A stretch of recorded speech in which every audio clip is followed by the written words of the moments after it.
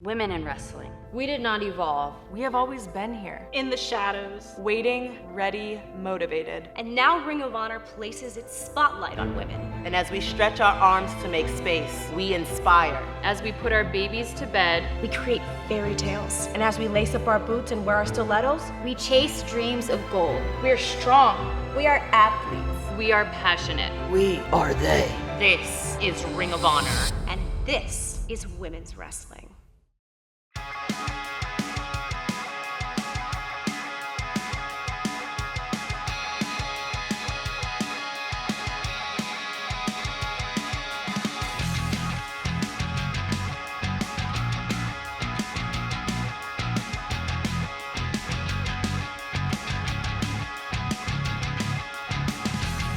Hello, my friends, and welcome back to Beyond the Bells, where we highlight all the action from the women's division of Ring of Honor and more, right here on Women's Division Wednesday. I'm your host, Alyssa Marino. I am joined by multi-time champion, the trailblazing LuFisto, and First Lady of Professional Wrestling, Board of Directors member, and badass boss lady, Maria Kanellis Bennett. How are you both doing? Good. Very good. That needs to be on Maria's card, like badass boss lady. Well, Nicole Savoy has coined the term of boss lady. That is her a very endearing term for me now. I'm still getting used to it. In due time, in due time. Well, my friends, I'm so glad that we are reunited once more. And I feel like to really get us started, to get us in the spirit and ring in another lovely Women's Division Wednesday, that we've got an exclusive match featuring Quest for Gold semifinalist Trish Adora and the first ever ROH Women of Honor World Champion, Sumie Sakai. Enjoy. And make sure you stay tuned to after the match because I have a very special announcement. Ooh.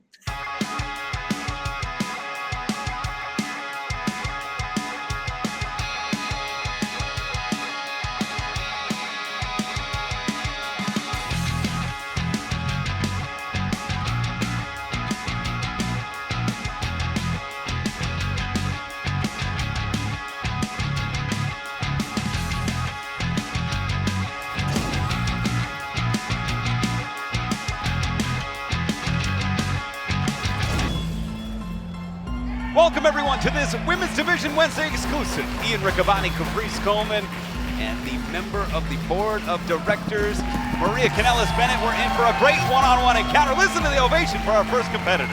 This is a Women's Division Wednesday exclusive match, 2-for-1 fall with a 20-minute time limit. Introducing first, wrestling out of Washington, D.C., Trish Adora. Trish Adora really making a name for herself in the Ring of Honor Women's Division Championship Tournament.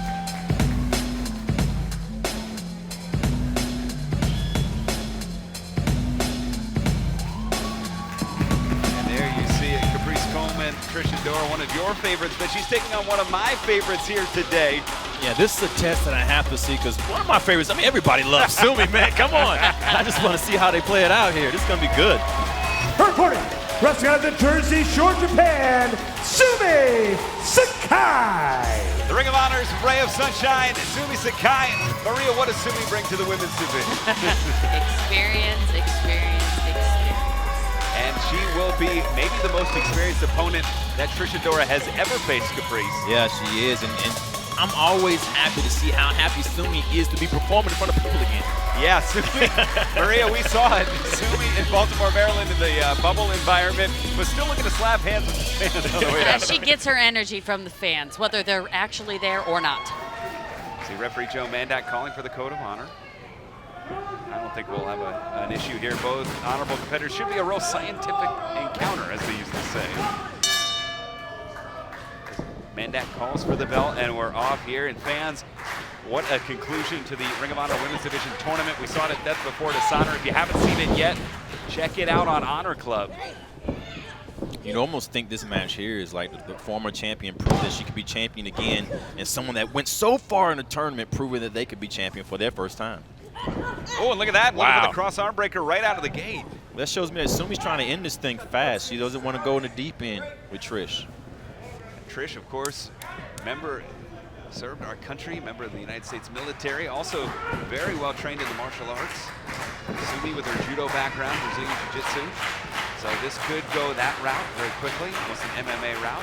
They're both technicians. Trish Adora trained military combat as well, military police. She has a hand-to-hand combat skill setting. Capoeira. Recognized as a world champion by Pro Wrestling Illustrated with the Pan-African title. Yeah, absolutely. She's still defending that, man. Against males and females. Isn't that awesome? There you see a nice hammerlock here. Sumie has to go to the ropes. And I think what we're seeing early on is Trish Adora with a little bit of a height advantage, maybe 6 or 7 inches. That's going to give her some leverage on those submissions. Yeah, and it sees how she uses it. And Sumie would know that walking in. So if I was Sumie, if I get close, I stay close but out of reach. And that's hard to do with somebody exactly. It's right when I say it's close but out of reach, but she fell into the arms of it. Exactly. She went for that arm, Maria, and Trish Adora able to counter so quick because of her reach advantage. I think it's amazing that Trish Adora is able to keep fighting and keep improving and keep getting better and better because she has so much adversity at home. With her mom being diagnosed with cancer, I mean, I can't imagine that ever completely leaves her mind. But she does play chess, so maybe that's just one more move that she has in her head to go back and find those motivations. And Sumie's motivation, I think Capri stated it well. 1, 2 is to prove that she was not a fluke, to prove that that first reign was not a fluke and what would be a Hall of Fame career here in Ring of Honor. I don't believe anybody that knows wrestling believes Sumie's first reign was a fluke, man. She's champion. She's still a champion in my eyes. Like when I see her, I'd be like, "What's up, champ?" Like that's just the way she could have been a champion in this past tournament. She could have been the champ. It just so happened. 2. Ooh, that was close. That's not what happened. It's a new era. It is a new era, but you have to also remember that these Ring of Honor originals, as I like to call them, they haven't had as many matches as people like Roxy, as Miranda have had in the past year. They're stalling there. Sumie's hurt. She's stalling. She's trying to stay low as she can. There you see butterflying the arms, 2. And using those hips, dropping those hips. She's trying to stay low, as low as she can. That's great. There we go. There it is. That's why she was doing it. Yep. German suplex. And it's Sumie. The pendulum swinging in the direction of Sakai, driving the forearms in. It's a great thing about Sumie. Sumie knows her body well, and she knows when she's in trouble. She'll sag her hips, she'll drop her weight. Enough time to recover in front of you, then she strikes fast and hard. Oh, just absorbing one shot and retaliating with another. It's Adora right back, and Sumie wants another. Well, here's the deal. If you can look on YouTube and find fights that with Sumie in MMA fights, man, she's legit. But look at those long arms, that extra leverage from Trish Adora. Oh, Insecurity catches her in the back of the head. Hook the leg, could be out. 2. Woo! Great veteran move on the pin there, Caprici. Do you see the way she swept the arm in so she couldn't get the rope? She knew exactly what she was. She knew the ring placement and everything. And that's what I like about these young opponents, these young people in the division. They have veteran mindsets. Although I think that this is probably the most veteran woman that Trish Adora has faced. Right, there's a go. She's right in the reach. Did not anticipate that. Yep, that was Trish's fault there. Left herself open, left herself vulnerable for the sleeper with a body scissor, and Adora has to go to the ropes. She had to. Sumie would not let that go. And now, she's in the ropes. Letting it go. And Sumie, we've talked about this before. Don't let the veneer fool you. She's willing to bend the rules as much as it takes. And we've seen her go up top before. Air Sumie caught her. Are you kidding me? Caught her. Catamulation. Wow. And maintains control. Look at the bridge on the outside. But she's not going to beat her out there. She's going to hurt her and try to put her in there. But she can hold this for 19 seconds. Yeah. Get in and win the match. Wow. That's a strategy I've never seen played before. I want to see how she plays out with it. But right here, Sumie is in a lot of trouble. Can she take advantage of the moment and pick up a huge victory over Sumie Sakai? I think this just shows the intent and the desire to make the most out of these opportunities. Beautiful double underhook there. Sumie remains in trouble here. I was getting ready to say the camera's not on her, but Sumie's hooking. She's hooking her ankle on the bottom rope, trying to buy more time. Catches the right. Has the arm. Fisherwoman. Buster. Plants her down. 1, 2. Very close to 3 there. but that knee might have been damaged on the dive to the outside. Couldn't quite get all of it. She blocked it. And look at the strength of Adora. Wow, wheelbarrow. Sumi's fading. Sumi's fading. She's fading fast. If she doesn't recover, she's gonna be put away. Oh, looking for lariat Tubman, the big lariat. I tell you, if you see Trish try that lariat Tubman, she's trying to put her away. If she get another opportunity to do it, it's gonna be up. And going for the guard to the mount, but stacks her Beautiful, up. beautiful. Adora wins. The winner of this match, Trish Adora. There's a blessing and a curse to being a veteran. Tonight we saw the curse. Sumie known to go for that arm bar, and Adora with an answer for it picks up a huge victory. Maria, you gotta love what you see, and this has gotta put Adora immediately in contention for the title. Now, are you trying to make stuff up yourself? Huh? I'm just saying, Trish Adora, I adore. Big win. We want to thank Maria Caprice. I'm Ian Riccaboni. Happy Women's Division Wednesday. Happy wrestling, everybody. Okay, Maria. So not only did we get to enjoy an incredible match, but what is this announcement? What do we? I got bated breath here. I think I forgot. I forgot what my announcement is. You can't do this to us. Okay, so we have been signing top talent to Ring of Honor contracts over the past several months, and I have another one to add to that list, and that is going to be Trish Adora. Oh, Yes! Congratulations to Trish. Congratulations to Ring of Honor. Like, oh, incredible. You know, she has really proven herself, not only in Ring of Honor, but across the country, to be such an important competitor in this time of women's wrestling. So, yeah, I mean, I feel honored to have Trish Adora as part of our team. I think she's going to be an incredible asset, not only to Ring of Honor, but to the entire women's wrestling world. And yeah, I was really impressed by her throughout the entire tournament. I'm impressed that she continues to improve. In Ring of Honor, she's only had losses to Miranda Alizé. And I feel like that's a very good determining factor when you are, looking at a competitor. Win-loss record, it gets to a point where it truly does matter. Yeah. And I think it's interesting too, to think about the fact that Trish Adora did go so far in the quest for gold. And one might think that now that the tournament has ended, that it might take some of that pressure off, but I thought Trish looked more focused than ever in this match that she just had against Sumie. Mm-hmm. I agree. And I feel like in there with someone like Sumie, that has had so much experience and knows so many different styles of wrestling and is just focused on lucha style of wrestling, like a Miranda, I feel like Trish can really shine. And this match showed that. Yeah, I really feel she was even a little bit ahead of the game when she was fighting Sumie. She always says that she plays chess and she sees where she want to go before she actually does the moves and everything. So I really feel we could see that in that particular match. Really in control, really focused. More, I felt during the tournament she was maybe a little bit nervous. Not in this one. Like she had a plan. She went in there. She knew she was against a former champion, and well, it paid off because in the end, she was the one with the hand race over a multi-time champion. Yeah, and I also feel like she's starting to make, different acquaintances with Ring of Honor wrestlers. And, sometimes just having those acquaintances and the support of someone like a Shane Taylor is really going to bolster your confidence. To be admired by someone like that is truly important. And the Shane Taylor Promotions is such a strong unit. So if you add Trish Adora to that, it makes it even stronger. And indeed, Shane has that aura of power and presence and control and confidence. And I think if he brings that, like all that to Trish, is going to add up so much more to her game. And I think she's going to be ready to go to that next level.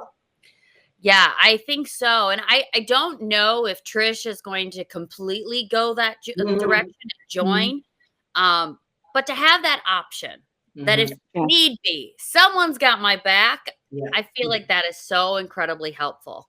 And after going so far all the way to the semifinals in the women's division tournament, where do you feel like Trish can find new motivations to keep pushing herself? Well, I mean, I witnessed it a little bit in this match. It's that pure style of wrestling.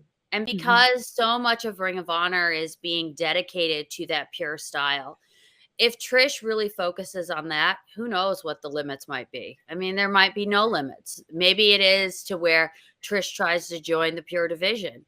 And I feel like that is really something that would be completely out of the box of the television wrestling promotions, but at the same time, why not?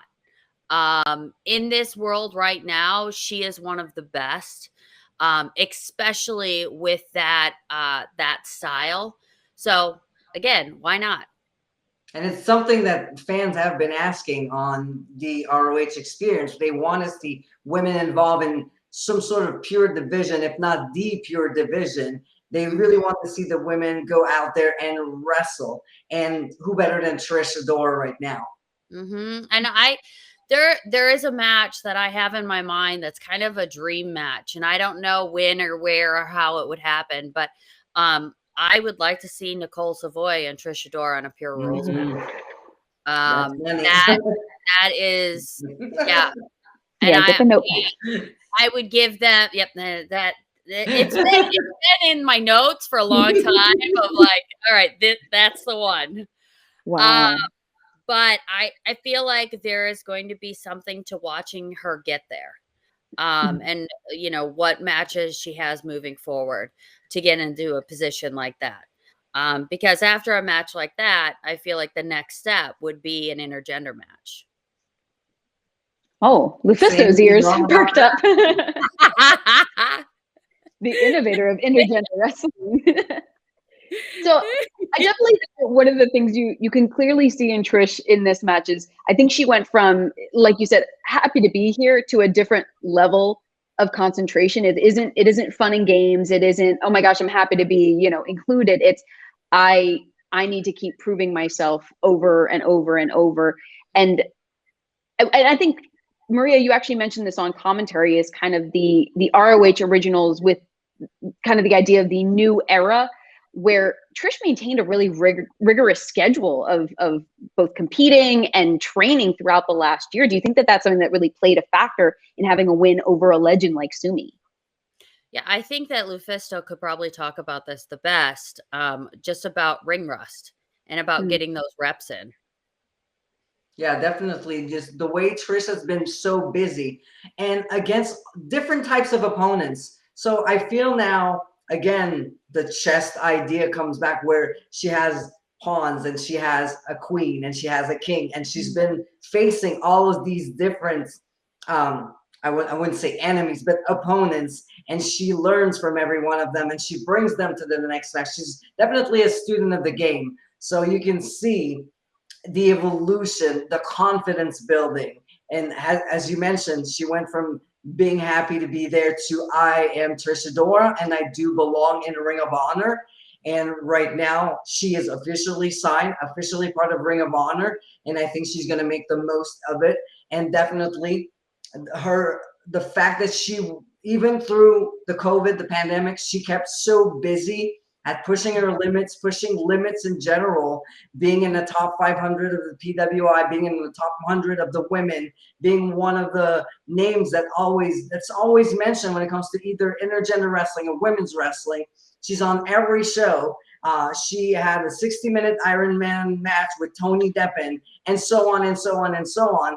And with matches like this, like, you learn so much. Every match is a learning process through something, and you take something out of it and then you bring it to the next. And then I feel like with this last year, she has like a bigger baggage of stuff and knowledge and mistakes and everything.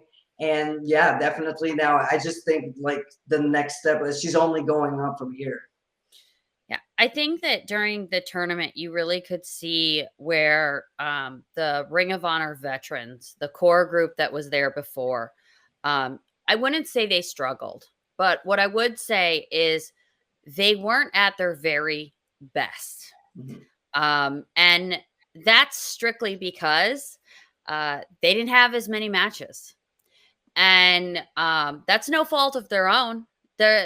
When you work for a company, you work for a company, and you can't, invent a place to wrestle at that time. You have to do what that company is paying you to do. But at the same time, you have all these other women that are coming in wrestling every single week, 2, 3, 4 times a week. So now it gets interesting because Ring of Honor is starting to ramp things up again. These women are having more and more matches. The women's division had basically been shut down for a year before we started having Women's Division Wednesday and then into the tournament. So now who really is champ? Who really is the top? And we're going to see that over the next few months, the next year, is when everybody is at the top of their game, who wins and who loses. And I think that is going to be really incredible to watch. Most certainly is. And speaking of who wins and who is the champ, I don't know if we really got to have Maria's reaction to Roxy being the new Ring of Honor Women's World Champion. I mean, what was going through your mind? I got to sit ringside, and the whole time I'm going, like a mama watching, I don't know. It was an interesting experience for me because for both of them, I was like, it was a huge night for both of the women. It was the match of the night, declared by so many different people, so many different, websites have declared it was the match of the night. I think it was the match of the night. Those women have never had better matches than they did that night. Everything came together, and it could have gone either way. And at the end of the night, it was Roxy with her hand raised, and I feel like she earned it. She's an incredible athlete. She's an incredible wrestler. She is a student, and she continues to learn from her opponents. She has beaten former champs in Angelina Love and then also in Sumie. So she definitely picked some things up along the way with that. But I just am so unbelievably proud, I would have to say. Like, you go into something thinking that it might be good, that maybe it'll be, hopefully it'll be okay or acceptable. And this has surpassed everything that was on my wish list or everything that was in my dreams. And I'm so happy for both of them. And I met Roxy's parents. They're lovely, but it was funny because Roxy's mom said she may be all famous when she's out there at these shows and when she's here, but when she's home, she's just rock to me. And it was just so funny. So, not only is she battling out there on the road, but she's battling at home too. So funny.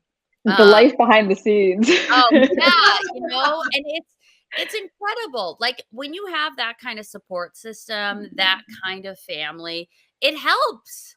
I mean, to be so young and to have a top championship, like that's huge. And she holds it very well and with a lot of maturity. And yeah, her title defenses are going to be, they're going to be well fought, I'm sure.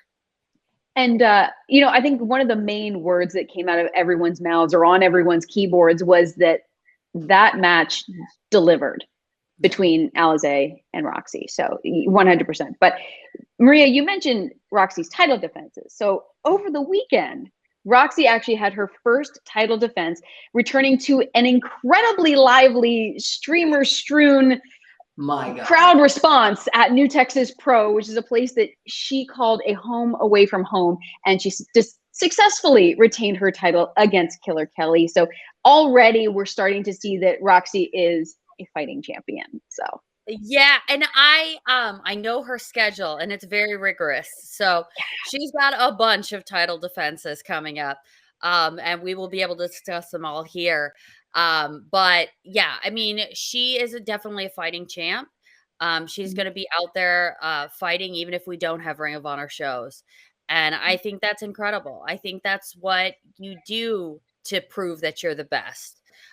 You don't just go and wrestle within your own pool, but you go out and you find a whole bunch of pools of different types of wrestlers. So, yeah, I'm very excited for her, and I'm excited for her up and coming matches. And LuFisto, I know you've weighed in sometimes on a bit of strategy and advice. How do you feel like it's possible to balance the line between avoiding ring rust, but also not overexerting to the point that you're, the wear and tear comes up, It's always really hard because the ring rust thing with the pandemic, and Maria explained it really well with the other ladies of Ring of Honor, you can do cardio every day, but then when you go in the ring, it's totally different. It's not the same thing. You don't breathe the same way. Your heart doesn't function the same way. So you got to keep going and get that in-ring cardio, because it is so different from anything you're going to do in the gym. So you got to keep going, but once in a while you have to tell yourself, okay, I'm going to take that weekend off and let my body rest, which as wrestlers we never do. But it would be the most important thing to do. It says, and it's good for the soul also, because wrestling is so hard. It is hard physically, it is hard mentally, and especially when you're at the forefront of such an important division and a title that has now so much prestige because it's being defended everywhere, not just Ring of Honor. So it's bigger than the actual division, and she's 19 years old and she carries it so well, but there is the pressure that comes with it. There is the pressure of performance. There's the pressure of delivering nonstop great matches against anybody that's going to be in front of you. And, of course, to retain the championship. So, yes, do it as much as you can. Be a fighting champion. Like I said, every match is a way to learn and to grow as a professional wrestler. But give yourself, your body and soul, once in a while, that weekend, that week off where you just like, go back and go back to being Roxy, the daughter of the mom who says she's just Rock. You got to keep your, your feet to the ground and make sure you're aware of what's going on and you stay yourself within all the craziness that is professional wrestling. Yeah, I think that is stellar advice that anyone can take and definitely keep in their back pocket, because that is for sure definitely important. So, if we don't mind, I think that we should maybe cap things off with some news from the world of women's wrestling. Mm-hmm. Okay. So last week on Women's Division Wednesday, actually, we saw the two-turn party unicorn Lady Luck victorious over Brandi Lauren in a Women's Division Wednesday exclusive bout. Now, both of these competitors were actually alternates in the quest for gold. And Maria, I was curious about what caught your eye about Lady Luck and Brandi Lauren to bring them sort of into the fold. Lainey has a very interesting arsenal of moves that she does. She calls herself the party unicorn, but at the same time, she's got a lot of interesting moves in the ring, a lot of devastating moves. She's been wrestling for a while, and I like her ring presence. And I think she very easily could have made it into the tournament. Unfortunately, you get down to where it's like, all right, that's it. And Brandi was another one. Brandi, I think she could be incredible. Unfortunately, she hasn't wrestled in a very long time. After her release, there was the pandemic. And so it was like getting back on your feet after that and really finding those promotions out there. Brandi's been trained by Jay Lethal. So it's like she has all the pieces to make a great wrestler. And I think they both showed it in this match. And I was really impressed by the match while I was watching it and then watching it again. And, Brandy did have some interesting, I like to refer to it as Italian sign language toward the end there that, just keep an eye out for that one. But she's fiery. She is fierce. Like, I wouldn't want to get on her bad side, She's not. Face. That face that like sits there and you're like, okay, something is going on up there that I don't know if I want to know what's happening. Like, are they picking me apart? Like, they're going to get me? Like, I don't know. She has that going on in her head. I could definitely see that. But, above all, we do want to congratulate Lainey Luck on her first win at Ring of Honor. And this week, Lainey Luck was actually interviewed as part of Bell to Bell's Women of the 2021 PWI 500 series. In that, she discussed her experience in Ring of Honor, making the move from actually Texas, where she, was alongside Roxy, to moving to Chicago, and a lot more. The series also features interviews from Killer Kelly, Jordan Grace, Masha Slamovich, Jamie Senegal, and Trish Adora, as we discussed, who actually ranked higher on the PWI 500 than any other woman in the past. And that's just to name a few that are part of that series. It's actually quite nice. And then on the latest week by week, UK stars return to action with exclusive matches from Wrestle Carnival, including a really lively three-way bout between Heidi Katrina, Alexis Falcon, and Ring of Honor's Session Moth Martina. Now, I know, Lufisto, I'm sure that you can attest to this, but I'm really excited to see more and more international talents really crossing paths once again. Borders. No, I mean, there's just Ring of Honor. There's Kellyanne. There's Session Mark Martina. Like, who doesn't want to party with Martina? Come on. I don't. I'm sure everybody in the States is waiting for that.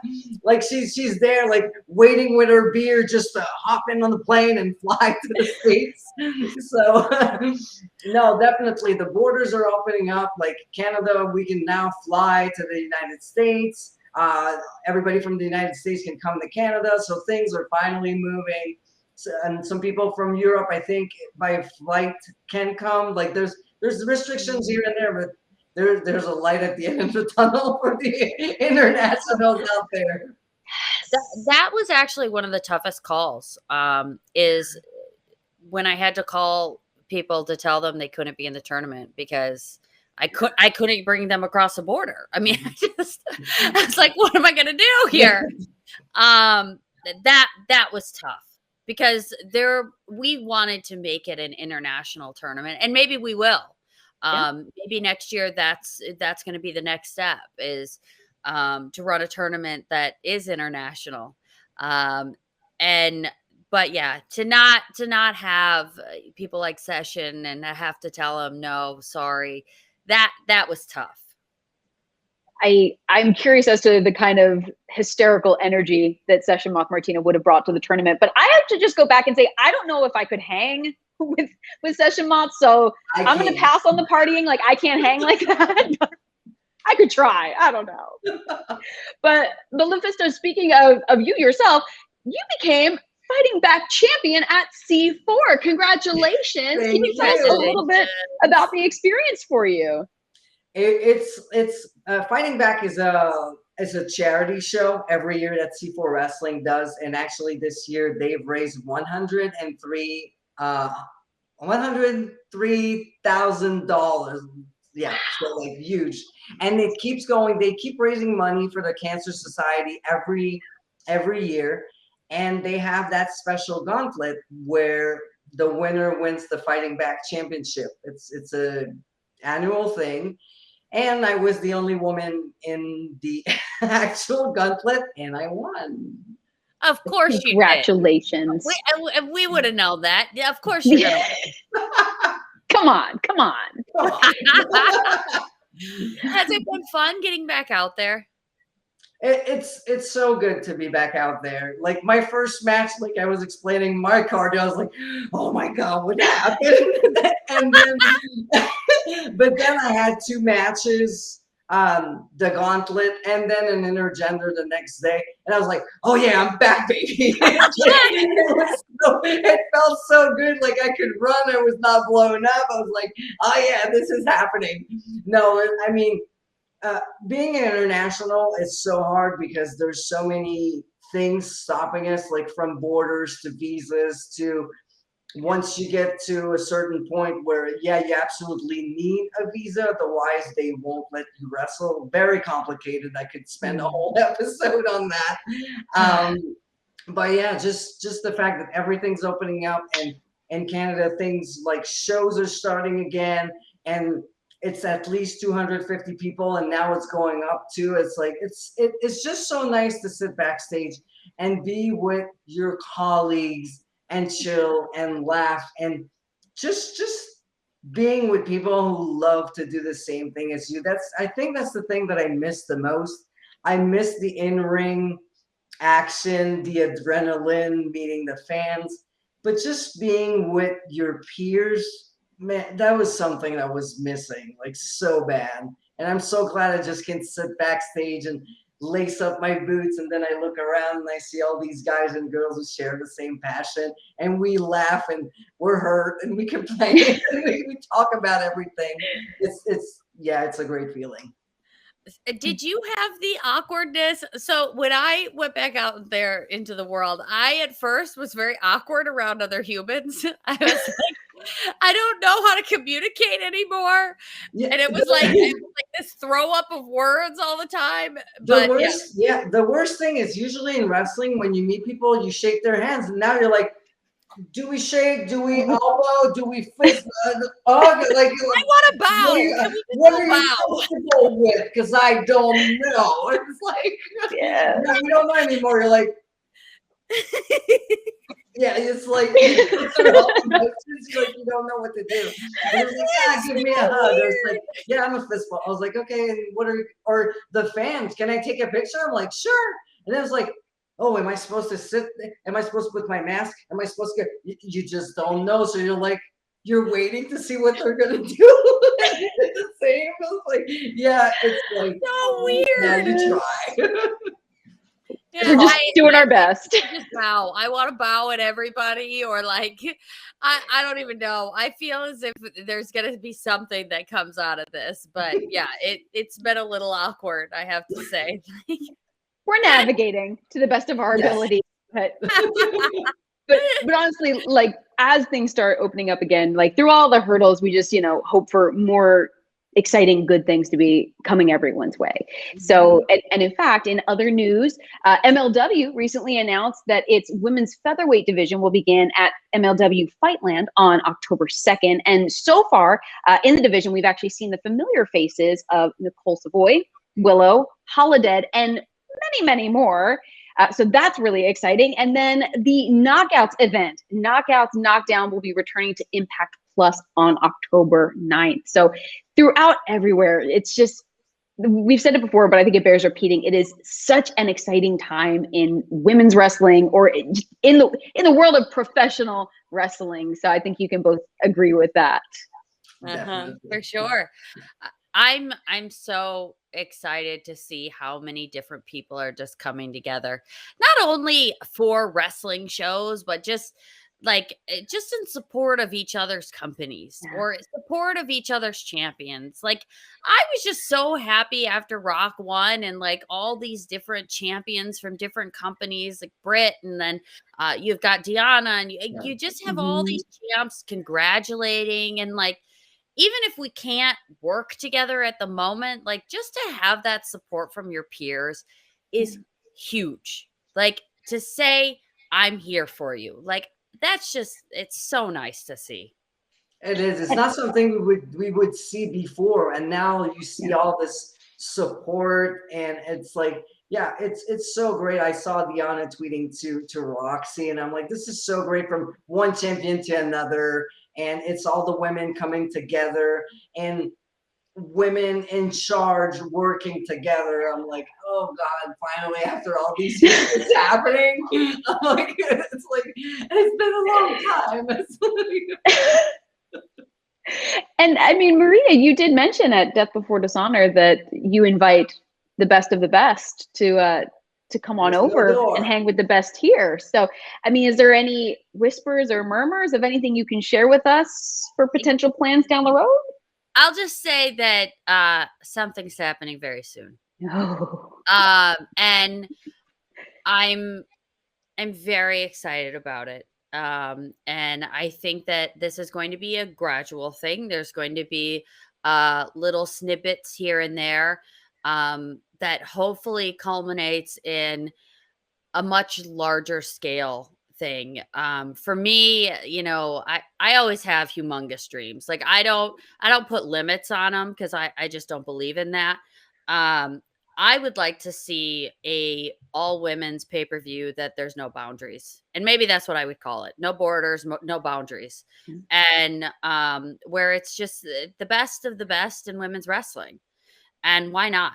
And why not do it for something charitable? And why not bring everybody together?